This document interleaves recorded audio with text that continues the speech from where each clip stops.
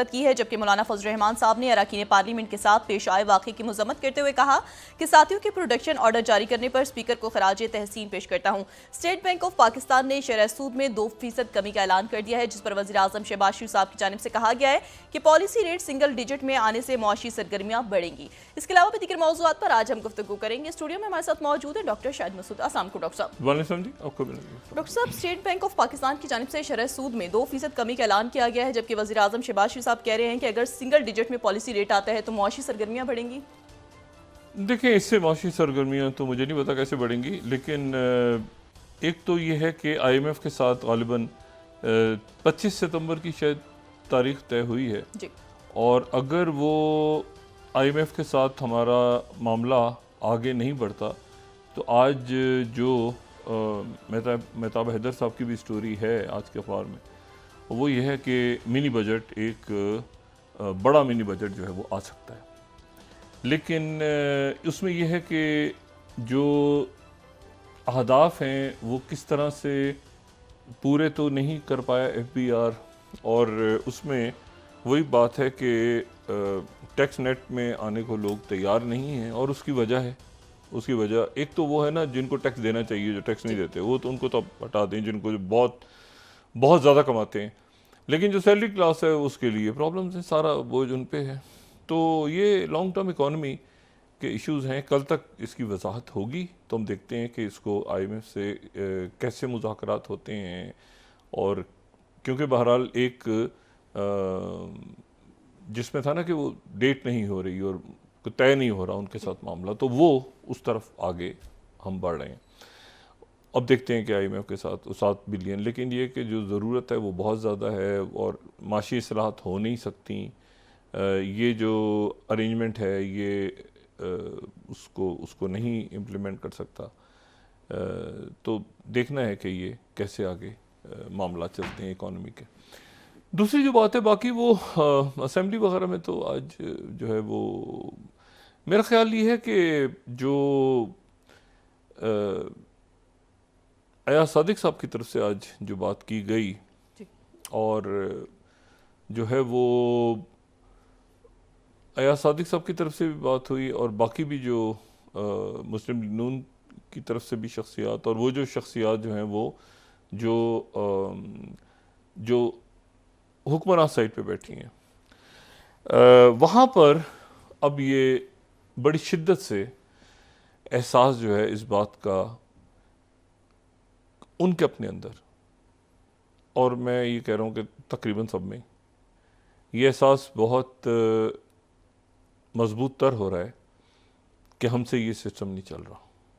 ये हमने जो उठा तो लिया है अपने सर पे सारा, लेकिन ये है कि ये चल नहीं रहा, और बहुत अरसे तक शायद हम PTI को उनके से देखें, वो तो 9 मई और बाकी जो मामला हैं वो तो अदालतें तय कर रही हैं, बाकी वो अलग है, लेकिन उस बयानिए के साथ हम जो पूरी रियासत के अमूर हैं वो नहीं चला सकते। ये बात अब जो है वो आपको मुख्तलिफ शख्सियात की तकारीर से ज़ाहिर होना शुरू हो जाएगी, जिसकी वजह से ये पार्लियामेंट को बचाने का, या जो चार्ट ऑफ पार्लियामेंट और ये बातें सारी हो रही हैं कि आज आपके साथ हुआ कल हमारे साथ भी हो सकता है, और ये और ऐसी तरह की बात। अब ये कोई बात नहीं कर रहा कि अगले 3 साल या 4 साल पूरे होंगे इस सिस्टम के तहत। इनको भी एहसास है कि अब ये बहुत ज़्यादा मामला, और ये एहसास जो है ये अच्छा है, ये ठीक है एहसास। क्योंकि देखें, ये एहसास हुआ कैसे? पहली बात तो ये कि ये अचानक कैसे हुआ।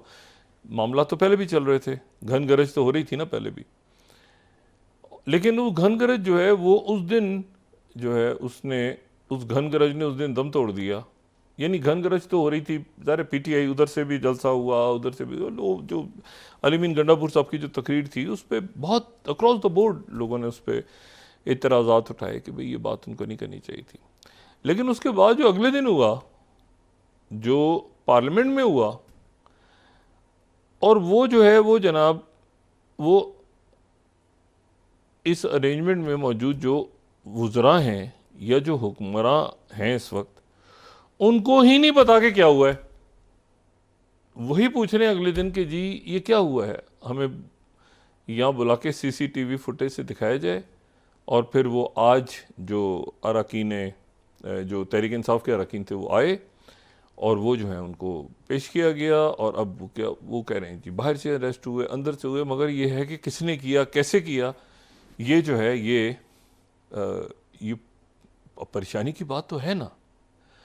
देखिए ना, मोहसिन नकवी साहब जो है वो क्रिकेट बोर्ड की मीटिंग, ज़ाहिर है क्रिकेट भी एक इम्पॉर्टेंट इशू है, वो उसको पीसीबी का इजलास कर रहे थे।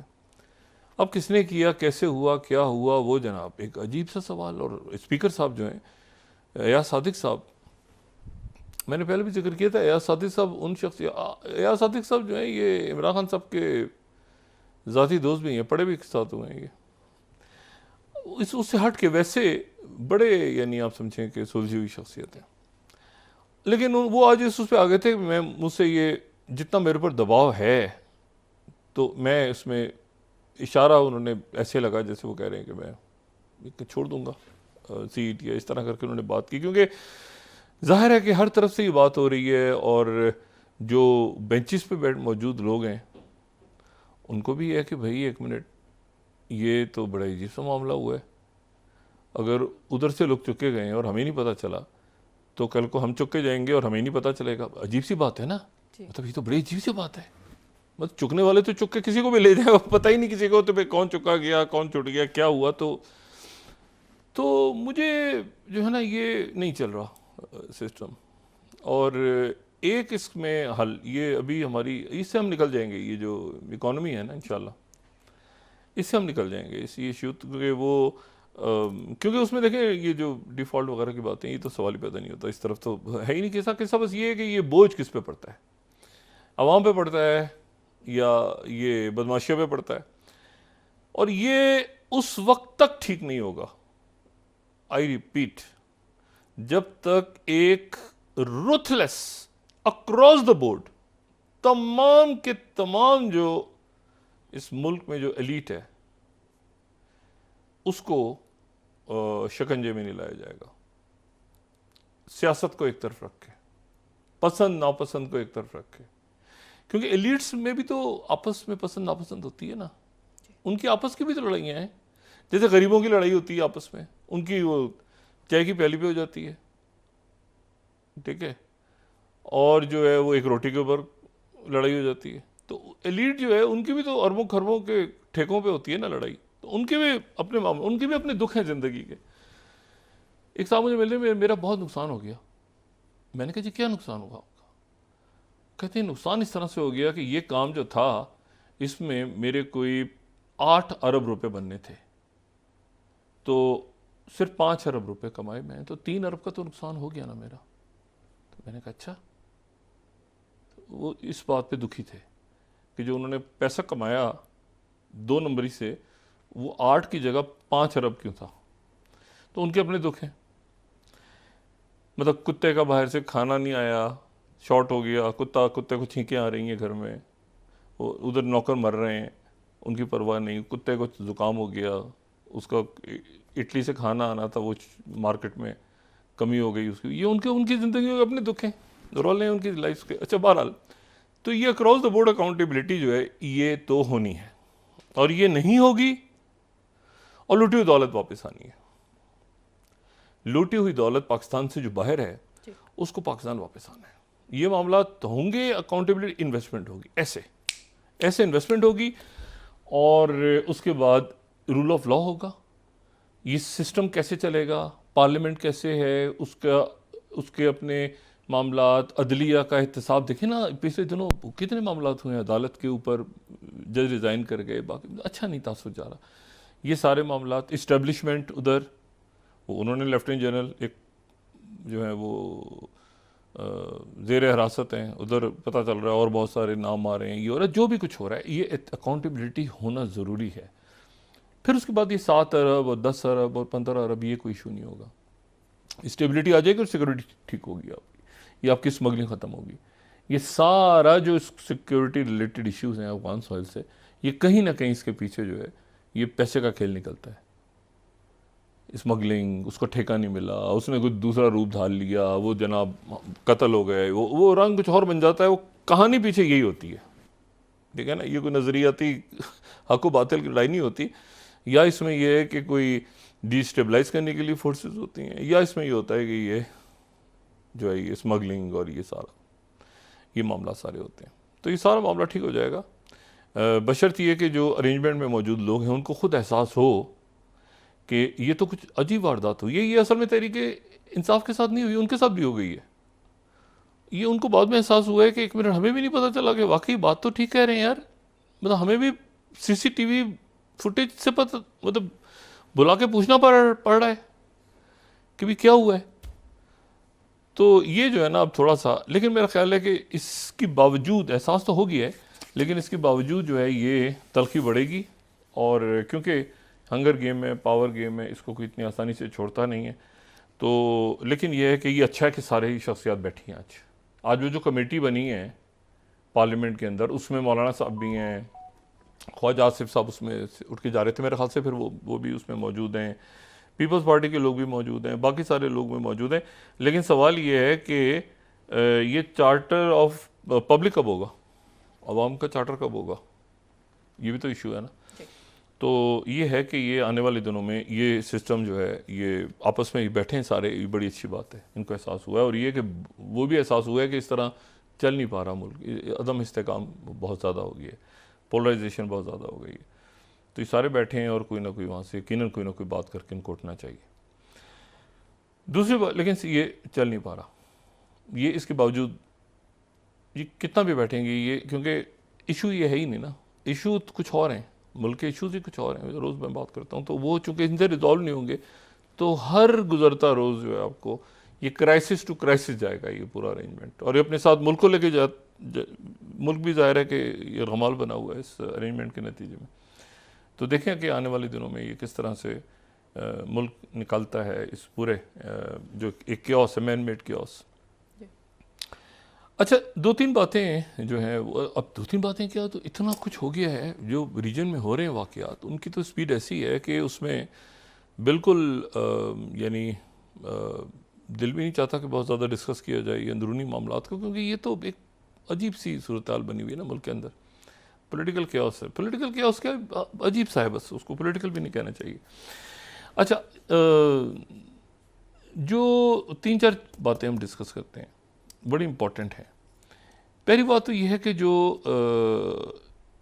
अभी तक वो जो उसके आफ्टर शॉक्स हैं, यानी कैमिला हैरिस और डोनाल्ड ट्रंप की जो डिबेट हुई, तो उसमें उसके आफ्टर शॉक्स जारी हैं अभी तक।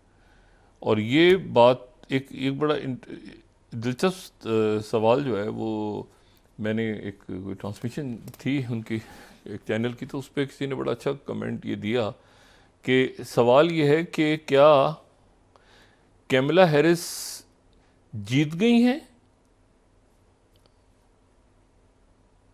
ठीक है, या ट्रंप हार गए हैं। यानी कैमिला हैरिस जीती नहीं है बल्कि ट्रंप हार गए हैं। मतलब क्या इसको इस तरह से लिया जाए कि कैमिला हैरिस जीत गई हैं, या इसको इस तरह से लिया जाए सिर्फ कि उस डिबेट में ट्रंप हार गए, इस वजह से कैमिला, मतलब वो अभी तक जो है ना वो उसके ऊपर मुख्तलिफ अंदाज में बहस हो रही है कि कैसे मुमकिन और क्या ये पॉसिबल है कि ये डिबेट जो है ये इलेक्शन रिजल्ट्स पे हो और किस तरह से हो और कैसे हो। लेकिन वो मजमूई रायमा में कैमिला हैरिस को लोगों ने पसंद किया है, ठीक है। उनके जो अंदाज था, जो जिस तरह से भी उन्होंने प्रेजेंट किया और टू द पॉइंट और डिफेंसिव पे रखा ट्रंप को। अब जो सेक्रेटरी ब्लिंकन है, अब बाइडेन इंतज़ामिया ज़ाहिर है कि अब अपने आखिरी, अगर वो चाहती है कि अगला टर्म मिले कैमिला हैरिस को, तो वो उसके बाद फिर ये है कि वो चंद हफ्ते हैं उनके पास, और उसमें बहरान इतने बड़े हैं कि जो उन्होंने ख़ुद क्रिएट किए हैं। एक के तो जिक्र से वो निकल गए ना बीच में, ये अफ़गानिस्तान के विड्रॉल से कैमिला हैरिस ने अपने आप को निकाल लिया कि डील तो आप ही ने की थी। बात एक तरह से दुरुस्त भी है, ये डील उस वक्त हो रही थी, और डील जब ये दोहा में होती थी तो मैं मुस्तकिल रोज़ एक बात कहता था जिसकी वजह से यहाँ नाराज़गी भी पैदा हो जाती थी इस्लामाबाद में। मैं कहता था ये कतर की डील से कुछ नहीं निकलेगा, कतर की डील से कुछ नहीं निकलेगा। शाह महमूद कुरैशी साहब के एक उनका मैसेज आता था एक टेक्स्ट मैसेज कि आप ये बात क्यों कहते हैं। मैं कहता हूँ यार नहीं निकलेगा इसका, ये यहाँ पे अल्टीमेटली जो है ना ये फटा ही होगा। ये कोई डील बना, वो उस वक्त आपको याद होगा तो डील बन रही थी कि केयर टेकर सा सेटअप बनेगा, उसमें सारी पार्टियाँ होंगी, ये होगा वो होगा, पता नहीं अशरफ गनी होंगे, ये होगा, करजई भी शामिल हो जाएंगे, ऐसा सेटअप बनेगा। मैंने कुछ नहीं होगा, यहाँ फटा होगा आखिर में। बहरहाल तो वो उससे भी निकल गए, लेकिन उसका नतीजा जो है वो पाकिस्तान अभी देख रहा है कि भाई उनकी सॉइल से किस तरह मामला तय होते हैं और क्या नहीं होते। तो हो जाएंगे इंशाल्लाह, इसमें कोई मेरा नहीं ख्याल की कोई प्रॉब्लम होगी ज़्यादा। अच्छा, जो सेक्रेटरी ब्लिंकन है वो जो पहले तो वो बरतानिया पहुँचे और वो हमने डिस्कस किया कि उनकी बड़ी ज़बरदस्त मुलाकात हुई। जो ब्रिटिश सेक्रेटरी हैं, फॉरेन सेक्रेटरी डेविड लेमी, उनके साथ मुलाकात हुई। ये किसी भी बड़े अमेरिकन ऑफिशियल का पहला दौरा था लिबर गवर्नमेंट आने के बाद, और ये उस वक्त हुआ जबकि उससे एक आध दिन पहले ही वहाँ पे MI6 और CIA के चीफ्स ने फाइनेंशियल टाइम्स के एक इवेंट में पहली दफ़ा लाइव लोगों से बातचीत की और वो साथ अपीयर हुए पब्लिक में। फिर उसके बाद ये दोनों सेक्रेटरीज जो हैं ये मिले, स्ट्रेटेजिक डायलॉग हुआ दोनों मुल्कों का, और ये उस वक्त हुआ जब आज मेरा ख्याल है कि अगले चंद घंटों में या कल तक हमारे पास खबर ये आ जाएगी कि प्रेसिडेंट बाइडेन जो हैं उनसे ब्रिटिश प्राइम मिनिस्टर की मुलाकात हुई वाइट हाउस में, ठीक है, स्टैमर की मुलाकात जो है वो वहाँ पे ये दूसरी मुलाकात उनकी होगी बतौर बरतानवी वज़ीर आज़म। अच्छा, वहाँ से ये दोनों जो फिर सेक्रेटरीज़ हैं, फॉरेन सेक्रेटरीज़, ये ब्रिटेन से ये पहुँचे कीव, यूक्रेन, और यूक्रेन पहुँचे, और यूक्रेन आने का तरीका वही है कि ये पोलैंड से ट्रेन में बैठते हैं, लेकिन पोलैंड का वो इन्होंने शो नहीं हुआ कि पोलैंड गए हैं, वरना वो पोलैंड की क़यादत से भी मिलना पड़ता सबको और वो सारा। तो डेविड लेमे और जो सेक्रेटरी ब्लिंकन है वो दोनों शख्सियात जो हैं वो कीव गई, वहाँ पे यूक्रेन में उनके साथ सॉलिडेरिटी की बात हुई, और उनको जो है वो $1.5 बिलियन मज़ीद देने का जो है वो 2025 तक है, वो एक उनका पास होता रहता है। वो बार बार असल में एक ही फिगर को बार बार रिपीट करते हैं, तो एडिशनल ऐसा लगता है। वो पुराना 96 बिलियन वाला बड़ी मुश्किल से पास हुआ था, तो वो मार्च अगले साल तक जाएगा और वो जाएगा एडिशनल, और वो डाल दिया उसमें। लेकिन ये ह्यूमैनिटेरियन एड जो है वो ब्रिटेन की तरफ से अनाउंस हुई, क्योंकि रेफ्यूजीज़ और क्राइसिस और ज़ख्मी और हॉस्पिटल्स, और ये काफ़ी अमेरिका की तरफ से भी अनाउंस हुई। जो लॉन्ग रेंज मिसाइल्स हैं, क्या वो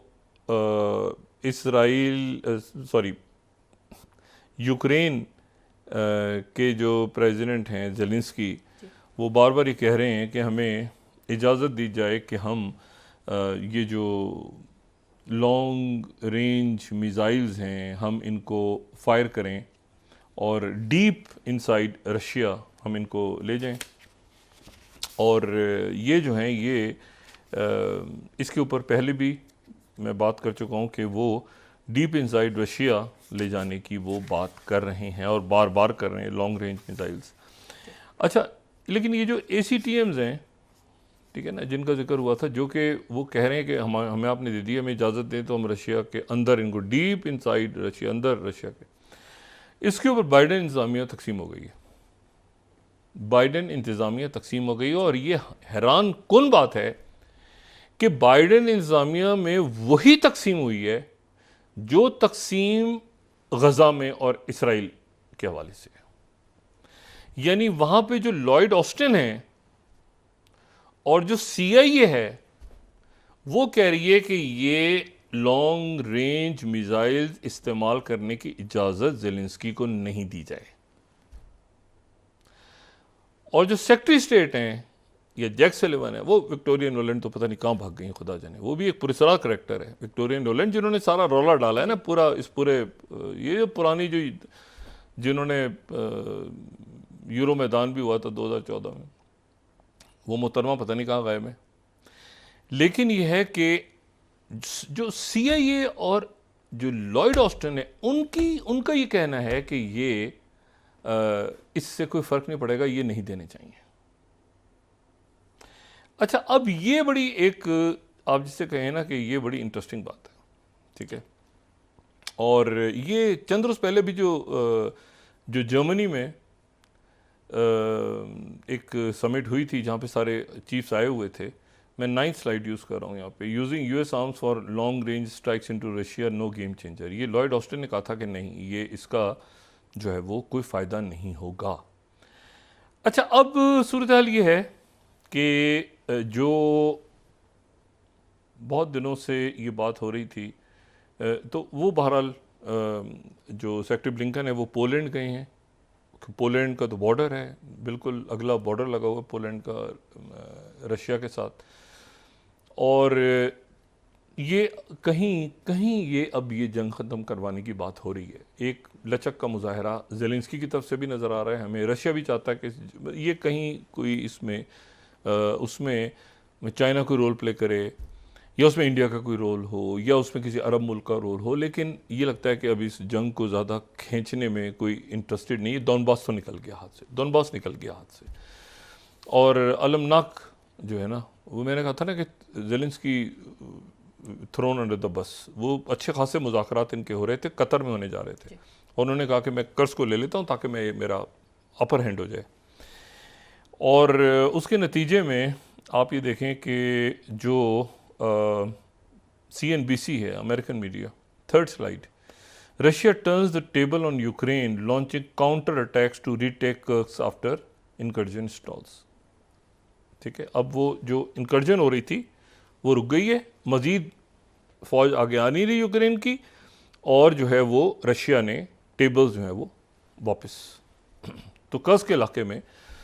और उसके साथ ही जो फिगर आ रही है वहाँ से, वो आ रही है कि 7,000 लोग जो हैं वो कर्स्क के अंदर उनकी यानी कर्स्क के इलाके में 7,000 यूक्रेनियन आर्मी जो है उसके लोग ये दावा कर रहे हैं, ये दावा कर रहा है रशियन मीडिया। लेकिन उसके साथ ही इसको कोट कर रहा है अब वेस्टर्न मीडिया भी, 7,000 फौजी जो अंदर गए थे रशिया के वो मारे गए हैं।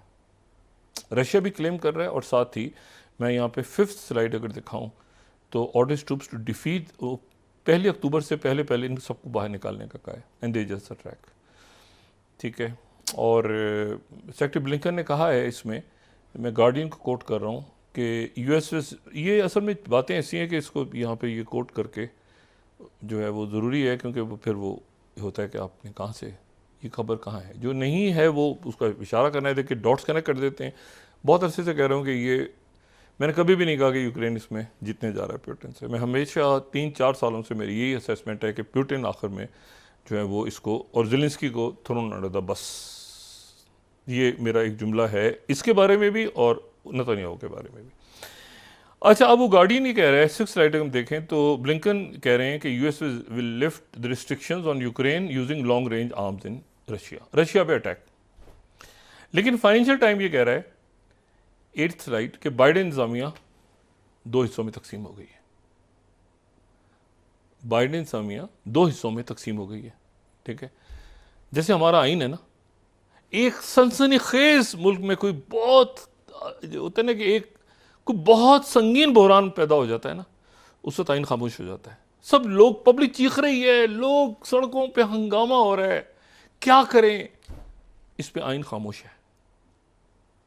ठीक है, और लोग सुकून से बैठे होते हैं अपने अपने घरों में, उनके ऊपर आइन लागू हो जाता है। तो ये अजीब ही मामला है। तो यही कुछ यहाँ पर भी सूरत हाल है कि वो फाइनेंशियल टाइम्स की 8th स्लाइड अगर दिखाएं तो उसमें यह है कि जो है वो बाइडेन इंतजामिया जो है स्प्लिट हो गई है। और स्प्लिट कैसे हुई है? पेंटागन एंड इंटेलिजेंस कम्युनिटी, यानी CIA और पेंटक फौज जो है वो ये 80 ACMs के खिलाफ है इस्तेमाल करने के। और वो जो हॉक्स बैठे हैं उधर, पता मुझे नहीं पता, जैक सल्लिवन बैठे हैं या ब्लिंकन बैठे हैं, वो कह रहे हैं इस्तेमाल करना है। वो कह, यानी इसको आप इसे गार्डियन के साथ पढ़े ना मिला के, फाइनेंशियल टाइम्स और गार्डियन के साथ पढ़ें। 6th स्लाइड, वो कह रहे हैं कि यूएस विल लिफ्ट, बाइडेन ने हिंट किया है कि हम लिफ्ट कर देंगे रिस्ट्रिक्शंस लॉन्ग रेंज आर्म्स की। और वो आगे से फाइनेंशियल टाइम्स कह रहा है भाईजान ये तो स्प्लिट है इनके अंदर। स्टेट डिपार्टमेंट कुछ और कह रहा है और पेंटागन इंटेलिजेंस कम्युनिटी कुछ और कह रही है, ये तो स्प्लिट है मामला।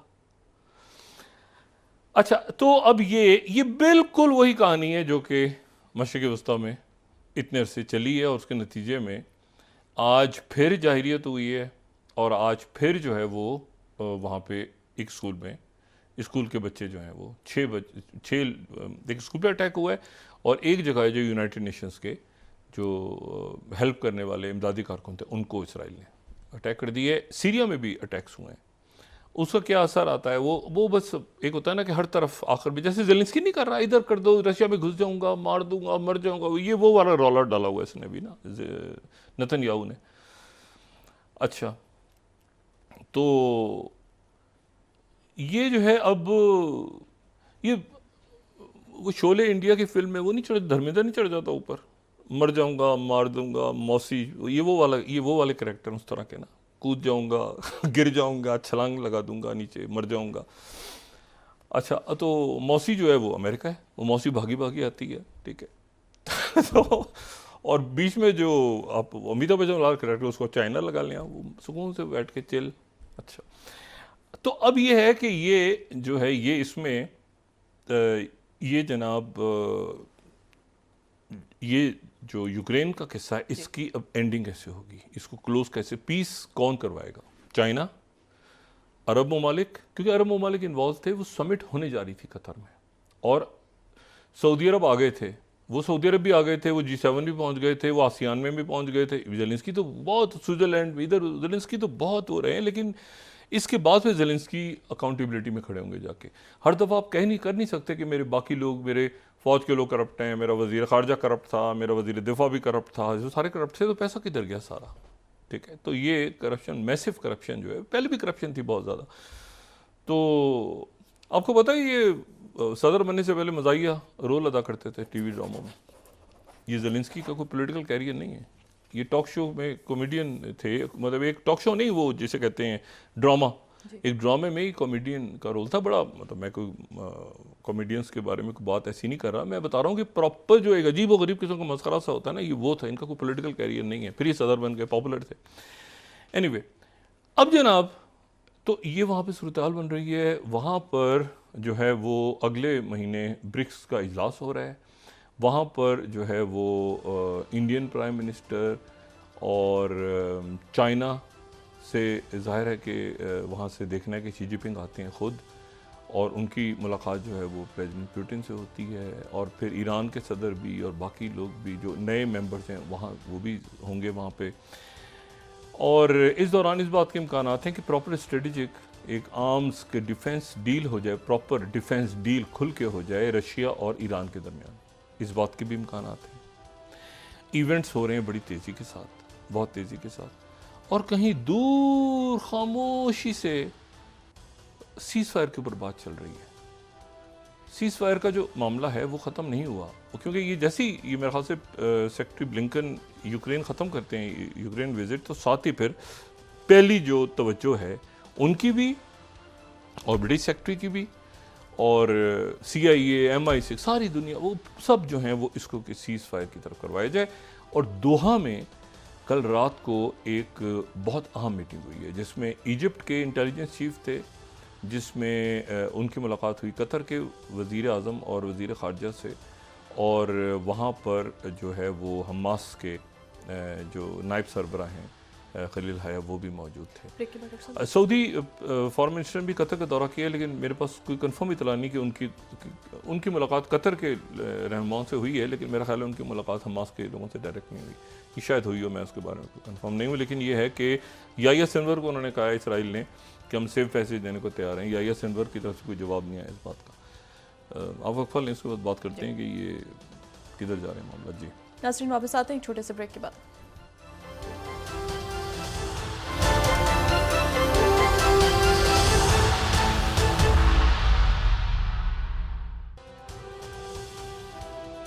वेलकम बैक नाज़रीन। डॉक्टर साहब, मुल्क में पेट्रोलियम मसनूआत की कीमतों में कमी के भी इम्कान ज़ाहिर किए जा रहे हैं।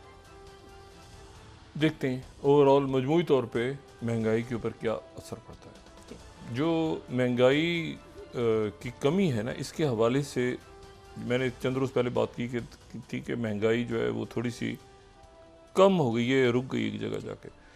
उस पे बहुत से जो फिर लोग हैं उनका ये रिएक्शन आया कि जी महंगाई इसलिए आपको कम नज़र आ रही है कि लोगों के पास क़ुव्वत ख़रीद ख़त्म हो गई है, क्योंकि लोग इस काबिल नहीं है कि कोई चीज़ें ख़रीदें, तो उसकी वजह से चीज़ों की कीमतें आपको रुकी हुई नज़र आ रही हैं कि महंगाई इतनी ज़्यादा ऑलरेडी है और लोगों के पास पैसे नहीं ख़रीदने के लिए।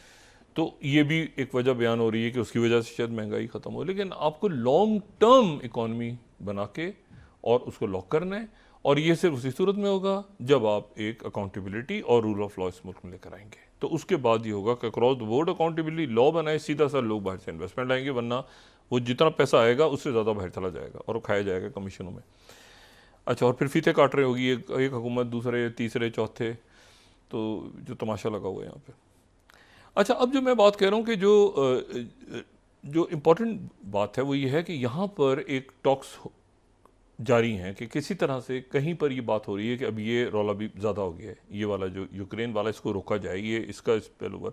और मेरे ख्याल से रशिया भी ये चाहेगा कि दोनबास को तो ले गया, वो दोनबास तो निकल गया हाथ से, लेकिन ये है कि वो मैंने आपसे कहा ना कि वहाँ से अब इस तरह से स्टोरीज आ रही हैं कि वो आपको ये एहसास होगा, इस बात की फीलिंग होगी कि अब जैसे न्यूयॉर्क टाइम्स ने आज कंप्लीट एक आर्टिकल लिखा हुआ है इसके ऊपर कि जो है वो रशिया का जो यूक्रेन का जो पॉस्कॉफ का इलाका है वो किस तरह से उनके हाथ से निकल गया है। अगर 10 स्लाइड देखें तो कंप्लीट मैप्स के साथ उन्होंने पूरा बताया हुआ है कि वो इलाका निकल गया है, रशिया ले गया उस इलाके को यूक्रेन के ईस्ट को, यानी जो दोनबास ओब्लास्ट का इलाका है, जिसमें ऑलरेडी जो है वो दो जगहों को इंडिपेंडेंट रियासतें डिक्लेयर कर चुके हैं, तो बाकी भी इलाका जो है वहाँ से चला जाएगा। और साथ ही CNN ने ऐसे फेंका है उठा के थ्रो अंडर द बस, वो कह रहे हैं कि जेलों से जराइम पेशा अफराद को लाके, ये न्यूयॉर्क टाइम्स ने आज दिया पूरा, उन्होंने बताया कि ये यहाँ तक दोनबास के इलाके में बिल्कुल जो है वो चारों तरफ से घेर लिया, और ये पूरा जो इलाका, आप देखें कितना थोड़ा इलाका रह गया है दोनबास का, और ये बिल्कुल यूक्रेन का ये जो ग्रे एरिया है जो दरमियान में है यूक्रेन से, ये दोनबास का इलाका है। तो थोड़ा सा दोनबास से क्रॉस करके वहाँ जाएंगे, फिर मेरे ख्याल से टॉक शुरू करेंगे। वो 1 अक्टूबर से उन्होंने कहा है ना, ये सारा ऊपर से भी खाली करवा लो और ये तेज़ी से आगे, कोई रेजिस्टेंस नहीं है। लेकिन जो CNN है उसने आज थ्रो अंडर द बस, उसने कहा जो लोग लड़ रहे हैं यूक्रेन की तरफ से वो उनके कुछ तो फौजी हैं, बाकी जेलों में से कन्विक्टेड जो कातिल और पता नहीं कौन कौन खुदा, उन लोगों को जेलों से छुड़वा के लड़वाया जा रहा है और उनको असला दे दिया गया। और ये CNN को मैं कोट करूँ 14th, from convict to combatant Ukraine enlist prisoners to fight Russian forces. देखिए इशू ये है कि ये ज़ेलेंस्की जो है, मुझे नहीं पता कि ये किस तरह से होगा। और फिर उसके बाद वहीं का मीडिया ये कोट कर रहा है कि रशिया का जो अटैक है उसने 15 स्लाइड हम देखें तो पॉक्रोस्क के इलाके में गैस पानी वगैरह उन्होंने सारा काट दिया है। एसोसिएटेड प्रेस खबर दे रहा है कि Ukrainian city loses water supply, gas, ठीक है ना, cooking oil during Russian onslaught, मतलब वो निकल गया इलाका जो है ना। मतलब ये मेरे ख्याल से जो बात होगी आगे जाके, जब ये शहर गिर जाएगा और ये दोनबास का इलाका निकल जाएगा, उसके बाद फिर वो बात पीस टॉक्स वगैरह उसके बाद होंगी। अच्छा, अब इसमें जो है और जो दूसरी जो बात है वो ये है कि पड़ोस में क्या हो रहा है। अच्छा, एक तो पड़ोस हमारा ये है ना, जो सारी जाहिर है कि पूरा रीजन है, तो एक तो यहाँ पे टॉक्स चल रही हैं सीज़ फायर की, और सीज़ फायर की जो टॉक्स हैं उसमें इस बात के ऊपर हमास की तरफ से दोबारा ये बात हुई है कल कि हम कोई मज़ीद शर्त, एक दोबारा स्टेटमेंट इशू हुई है। ये जो मुलाकात कल हुई है रात को, जिसमें इजिप्ट भी था, जिसमें जो दोहा में हुई है, उसमें सारे मतलब उसके बाद उन्होंने एक दोबारा से स्टेटमेंट इशू की हमास ने कि हमारी कोई नई डिमांड नहीं है, हम वो जो बाइडन ने जो अनाउंसमेंट की थी, प्रेसिडेंट बाइडन ने, उसी एग्रीमेंट के ऊपर हम रेडी हैं कि सीज़ फायर की तरफ आगे बढ़ा जाए और जारियत बंद हो। इस तरह यहाँ से इन्होंने फिलाडेल्फी कॉरिडोर और ये सारा ऐड करके, जिसके ऊपर इजिप्ट जाहिर है कि तैयारी सवाल ही पैदा नहीं होता, तो ये अल्टीमेटली अब ये है कि वो टाइम आ गया है कि वो बिल्कुल इसको एक्सक्लेट होने से डीएस्केलेशन की तरफ जाया जाए मशरिक़ वस्ता में। और उसके ऊपर इसी दौरान एक बड़ा काम अमेरिका ने ये किया है कि USS रोजवेल्ट को जो बड़ा वॉरशिप यहाँ आया था हुतीस के खिलाफ, और ये उसको बुला लिया वापस। अभी फड्डा नहीं खत्म हुआ, वो ये था ना कि इसराइल के दिफा के लिए और ये और उधर सारा ये उधर बहने, यूएसएस रोजवेल्ट को उन्होंने बुला लिया वापस। अब ये जो यूएसएस रोजवेल्ट को बुलाया है, और ये बुलाया है दरमियान में, यानी अभी जंग तो चल रही है, और यानी ना हुतीस का इशू रिजॉल्व हुआ है, वो उधर से उन्होंने वो MQ रिपर गिरा दिए, उधर से वो तो शिपिंग लाइन्स रुकी हुई सारी, और यूएसएस रोजवेल्ट को उन्होंने वापस बुला लिया है यहाँ से, रेड सी से। तो अब जो है वो इसराइल में मजीद एक टेंशन है कि भाई एक मिनट ये क्या हुआ, उन्होंने बुला लिया वापस, उन्होंने कहा भाई वो जो उसका जहाँ स्टेशन था वो उधर ही काम अपना करेंगे, बाकी आप निपटें। तो ये एक दूसरे टेंशन फैल गई है कि ये अमेरिका ने कैसे बुला लिया यूएसएस रोजवेल्ट को वापस, इतने इतने फड्डे, इतने टर्मोइल के दौरान, जबकि असल जंग छिड़ने का खतरा है, तो अमेरिका ने विड्रॉ कर लिया। दूसरी जो बात है वो ये है कि मैंने आपसे कहा ना कि अब वो टाइम है कि इन्होंने ऑफर किया IS अनवर को हम सिर्फ पैसे देते हैं और ये सारे कैदी छोड़ दें। IS अनवर की तरफ से कोई जवाब नहीं आया। वो जो है वो 2 स्टेट सोल्यूशन तक उन्होंने लेके जाना है इस मामले को, उससे वो पहले नहीं रुकेगी हमास, और ना ही बाकी दुनिया इसको रुकेगी। और जाहिर है कि अगर इसमें UAE आ गया, UAE ने सबसे बड़ा अभी तक जो पेशेंट्स जो वुंडेड हैं उनको बहुत बड़ी तादाद में UAE दोबारा लेकर आया अपने हॉस्पिटल्स के अंदर। तो UAE, कतर, बाकी मुल्क सारे इसमें इन्वॉल्व हैं।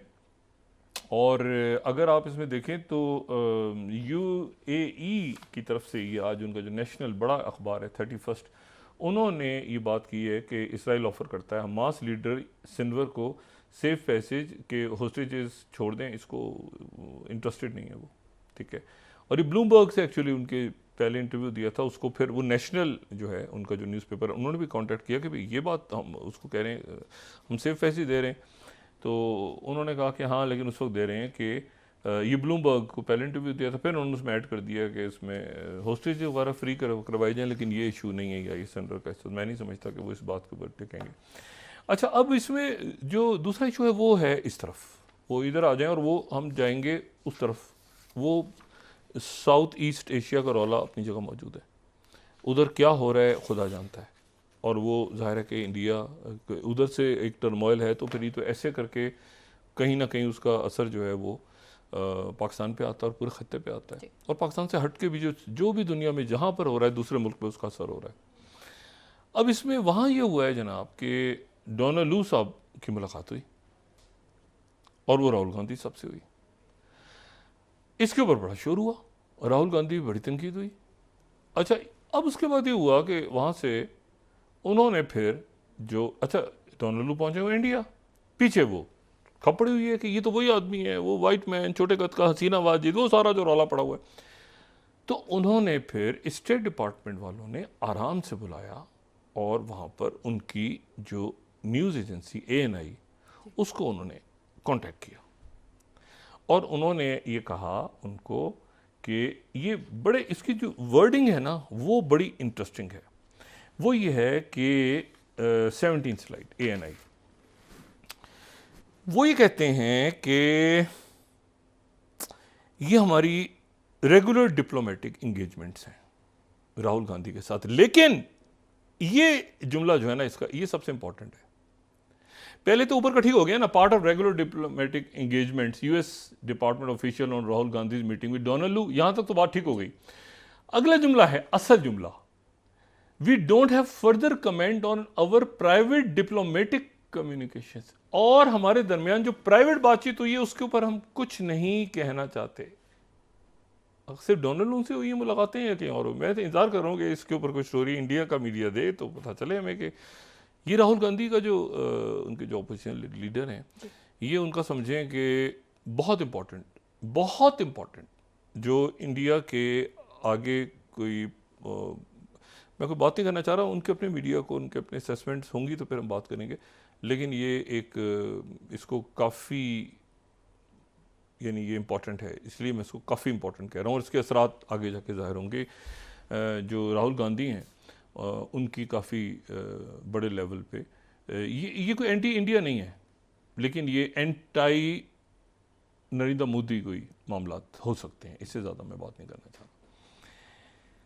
अच्छा, अब ये जो है ये वहाँ पर उन्होंने दूसरी अच्छा, उनके जो खिताब हैं वो बड़े ज़बरदस्त हैं। जो अमेरिका में उनकी गुफ्तगू चल रही है ना, कि मैं मोदी से नफरत नहीं करता, लेकिन ये कि जो 36 इंच की छाती है वो हिस्ट्री बन गई है। ये अब जनाब इंडियन एक्सप्रेस, अब ये जो है वो वहाँ पे लोगों से खुसर पुसर लोग एक दूसरे से पूछ रहे हैं, भाई ये 36 इंच छाती, ये 56 इंच की, सॉरी 36 नहीं 56 इंच की छाती, मतलब ठीक है ना। तो उन्होंने जनाब कहा, तो उन्होंने कहा वो हिस्ट्री बन चुकी है। प्राइम मिनिस्टर मोदी ने किसी जगह कहा था मेरे ख्याल से, मैं इसको कल देखूंगा, लेकिन अब ये वहाँ पे डिस्कस हो रहा है कि वो नरेंद्र मोदी साहब के बारे में उन्होंने अमेरिका में खड़े होकर उनको लताड़ दिया। ठीक है, अच्छा ये जो है अब इंटरेस्टिंग बात इसमें ये है, तो एक तो उन्होंने ये कहा कि जी अच्छा मणिपुर कर्फ्यू लगा हुआ है, इंटरनेट बंद है, और वहाँ पर जो है वो इंडिया टुडे ने आज एक रिपोर्ट दी है, डीप डाइव। उन्होंने कहा कि असला कौन सा यूज़ कर रहे हैं, उनके पास असला कौन सा है, तो बहुत हाई टेक, ये उनकी 25th स्लाइड है, डीप डाइव, ये पढ़ने वाला उनका इन्वेस्टिगेटिव रिपोर्ट है, high tech weapons behind Manipur bloodshed. अब जो वेपन्स यूज हो रहे हैं, तो इसमें तो ज़्यादा अमेरिकन वेपन्स हैं। इसमें जो एक वेपन है AK-47, वो जो है वो तो AK-47, AK-56 जो है वो, मतलब AK-40, ये तो मतलब है कि AK-47 का AK-56 है, उसका चाइनीज़ वर्जन कहते हैं, वो मिला है। बाकी तो सारे जर्मन और अमेरिकन वेपन्स हैं। और फिर जो आखिरी वो इल्ज़ाम लगा रहे हैं वो ये है कि primary service weapon in US military. ये क्या चक्कर है? जो वो देखें AK-47 वाला है ना, वो इंडियन फोर्सेस का चाइनीज़ वर्जन वो, लेकिन जो लास्ट है वो, ये क्या चक्कर है? वो कह रहे हैं कि ये primary service weapon in US military. ये क्या चक्कर है? ये क्या चक्कर है? ये कैसे पहुंचा है? तो ये एक मामला ऐसा है, बड़ा गंभीर मामला आते हैं। फिर उसके बाद जो है वो वहाँ पर वो जनाब जिरीबाम के इलाके में वो मतलब आग लगा दी, NDTV को कोट कर रहा हूँ, और ये 26वीं स्लाइड वो टर्मोइल है। लेकिन जो बांग्लादेश है, क्योंकि ये बांग्लादेश का, मणिपुर बांग्लादेश का पड़ोसी है, अब इसको इस तरह से लें कि ये बांग्लादेश का मशरिकी पड़ोसी है, और भारत के साथ ये सिलीगुड़ी कॉरिडोर के थ्रू जुड़ा हुआ है, जहां पर क्राइसिस है, और जहां पर ये बांग्लादेश किसी वक्त भी जो इंडिया को एक ख़तरा है, उनको समझना भी चाहिए कि चाइना और वो बांग्लादेश आके किसी वक्त भी वहाँ पे हैंडशेक कर सकते हैं सिलीगुड़ी कॉरिडोर में। अच्छा, लेकिन इसमें जो इशू है वो ये है कि वहाँ का मीडिया इसको बड़ा, क्योंकि ये उनका पड़ोस है। अब यहाँ वायलेंस, ये बांग्लादेश के पड़ोस उनका कंसर्न है, इंडिया का जो कंसर्न है सो है, ये ज़्यादा बांग्लादेश का कंसर्न हो गया। तो वहाँ का मीडिया अब इसको, ढाका ट्रिब्यून जैसे मैं दिखाऊँ 27, वो कह रहे हैं कि गवर्नर जो है आसाम चले गए, स्टूडेंट प्रोटेस्ट, मतलब वो अब इसको बांग्लादेश अपने लिए क्राइसिस समझ रहा है कि ये क्या रौला हमारे, ये यहाँ पे मणिपुर और इधर से, ये मतलब है कि वो बांग्लादेश अब एक आज़ाद खुद मुख्तार रियासत है, वो इसको अपने हवाले से देख रहे हैं कि भाई ये सारा रौला इधर जो ये बीजेपी वाले सीएम ने आके वो, अच्छा बिरेन सिंह जो है वो उधर मणिपुर के सीएम हैं, वो कश्मीर के ऊपर इलेक्शंस के ऊपर प्रेस कॉन्फ्रेंसें कर रहे हैं, मतलब वो अजीब एक इशू है वहाँ पे जो है ना, वो वक्त के ऊपर एक काम ना किया जाए ना, ये 3-4 साल पहले डायलॉग करके इसको बहुत आसानी के साथ ये मीतीस कुकीज़ का इनके कोई मीटिंग्स करवा के जैसे तैसे करके गवर्नर रूल लगाते कुछ करते, लेकिन अब मामला हाथ से निकल गया। अब जनाब इशू ये है कि वो वहाँ पर बीजेपी कैसे बैठी है भाई, ये तो मतलब वो बीजेपी जो गलियाँ वो उनका सीएम बैठा है, वो पड़ोस है इनका, तो वो वहाँ पर वो एक मामला वो उसको बड़ा बगौर देख रहे हैं कि भाई हमारे पड़ोस में क्या हो रहा है, हमारे मशरिक में क्या हो रहा है। मतलब अब ये बांग्लादेश की लुक ईस्ट पॉलिसी है, मणिपुर जो है it's look east of Bangladesh, ठीक है। इंडिया की लुक ईस्ट में तो बांग्लादेश आ गया ना, तो बांग्लादेश की लुक ईस्ट में अब मणिपुर है, ठीक है। तो ये एक, पहले तो वो लुक ईस्ट में बांग्लादेश को साथ ही लेते थे ना कि तो हम ही हैं, हसीना वाजिद हैं तो हम एक ही बात, अब वो बिल्कुल ही मुख्तलिफ माहौल है वहाँ का। तो ये जो है अब इस पूरी पिक्चर में यहाँ पर अब देखना ये है कि इसमें इम्पॉर्टेंट रोल एक तो कतर का, अगर ये सीज़ फायर, बाइडेन इंतज़ामिया, मैं आपको बताऊँ, अगर ये सीज़ फायर हो जाता है, अगर सीज़ फायर होता है गज़ा का, और अगर किसी तरह से ब्लड शेड यूक्रेन रशिया के दरमियान रुकता है तो कैमिला हैरिस ऐसे उनका जो ग्राफ ऐसे ऐसे यूं ऊपर जाएगा कि ये दो जंगें जो उन्होंने छेड़ी हैं अपने वक्त में, वो उसको किसी ना किसी जगह पर वो रोक के गए। वरना वो जो ट्रंप है ना, जो कह रहा है कि मैं इसको अपने, अच्छा उधर नेतन्याहू की एक ही ख्वाहिश है कि ट्रंप आ जाए, ठीक है, वो पता नहीं क्या है ट्रंप का, असल में पता ही नहीं कि ट्रंप का जहन क्या है इस वक्त, कि उसके पास क्या हाल है, ठीक है ना। तो वो जो है वो जो किसी को कुछ नहीं पता कि ट्रंप को भी नहीं पता कि मैंने क्या करना है। इशू ये कि उससे पहले ये दो अगर इश्यूज़ को रिजॉल्व ये कर देते हैं और ये टू स्टेट की तरफ मामला चला जाता है, जो कि स्टेटेड पॉलिसी पूरी दुनिया की है अब, और ये एट्रोसिटीज़ ख़त्म होती हैं, और उसके साथ ही किसी न किसी अंदाज में कोई पीस एग्रीमेंट रशिया और यूक्रेन के दरमियान कोई पीस एग्रीमेंट, कोई स्टार्ट हो, बैठक हो, कोई कॉन्फ्रेंस हो, कोई समिट हो, उधर से रशियंस भी आ जाएं, उधर से यूक्रेनियंस बैठ जाएं आके, जैसे इस्तांबुल में हुई थी, लेकिन वो फिर बात आगे नहीं बढ़ी 2022 में। लेकिन ये है कि इसको थोड़ा सा मेरा ख्याल है कि अगर बाइडेन इंतज़ामिया चाहे, और जो माहौल बना हुआ है पूरी दुनिया का, तो उसमें कैमिला हैरिस के लिए कम मसाइल छोड़ के जाएंगे। वरना कैमिला हैरिस के लिए तो ये ऑलरेडी होगा ना, जो जराइम हुए हैं, जो जहरीत हुई है, वो तो कैमिला हैरिस के ऊपर जाएगी। तो बेहतर ये है कि वो भी पुश कर रही होंगी इस वक्त डेमोक्रेट्स को कि ये जल्दी ख़त्म करवाओ मेरी जाने से पहले, ताकि ये जो बड़े मियाँ जा रहे हैं बाइडेन साहब, ये जाते जाते जो है ये मेरे मत्थे ना डाल के जाएँ सारे मामला। जी बहुत शुक्रिया डॉक्टर साहब। नाज़रीन, इसके साथ ही आज का प्रोग्राम अपने इख्तिताम को पहुंचा। मुझे सुमैरा सलीम को इजाज़त दीजिए, अल्लाह ने के बाद। जी डॉक्टर साहब। अपने दोस्तों रिश्तेदारों, ये डोनाल्ड लू क्यों मिला? डोनाल्ड लू क्यों मिला राहुल गांधी से, और ऐसा उन्होंने क्यों कहा कि जो प्राइवेट कन्वर्सेशन हुई है उसके ऊपर हम, इसका मतलब है किसी ने पूछा तो नहीं ना कि क्या हुई है, उन्होंने कहा जो प्राइवेट है वो हमारी प्राइवेट है, ये उन्होंने ख़ास जुमला ऐड किया।